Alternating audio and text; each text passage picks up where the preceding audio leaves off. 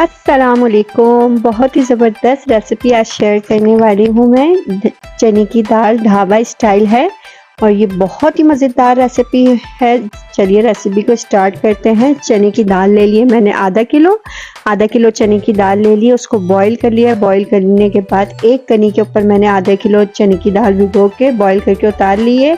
2 अदद मेरे पास दरमियाने वाली है प्याज, 2 अदद दरमियाने वाले हैं टमाटर, अदरक लहसुन का पेस्ट 2 खाने के चम्मच, नमक हस्बे ज़रूरत है जितना आप खाना पसंद करें, हल्दी पाउडर 1 खाने का चम्मच, कुटी हुई लाल मिर्च 1 खाने का चम्मच, दगनी मिर्च है, कश्मीरी लाल मिर्च है 1 खाने का चम्मच, और ये मेरे पास है सौंफ और धनिया पिसा हुआ और कूटा हुआ।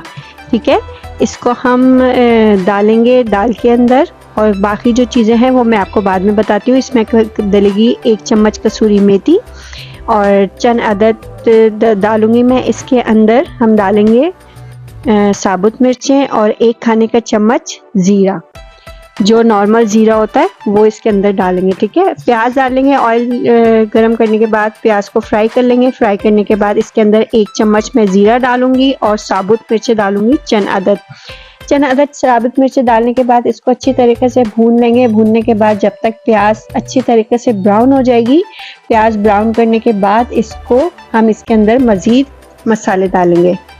ठीक है, प्याज को अच्छी तरीके से ब्राउन कर लेंगे। उसके बाद मैंने इसके अंदर अदरक लहसुन का पेस्ट ऐड कर दिया है, उसको अच्छी तरीके से हम भून लेंगे। भूनने के बाद आपने क्या करना है, इसके अंदर भूनने के बाद ये अच्छी तरीके से भून जाए। भूनने के बाद ये बिल्कुल ही ढाबा स्टाइल है और जो आप बाहर ढाबों पे हम खाते हैं ना, ये वो वाली दाल है और बहुत ही मज़ेदार बनेगी। इसके अंदर टमाटर ऐड कर देंगे। टमाटर ऐड करने के बाद इसके अंदर मैं सारे मसाले जो हैं मेरे पास वो मैं सारे मसाले इसके अंदर ऐड कर दूंगी। ऐड करने के बाद इसको अच्छी तरीके से हम भून लेंगे।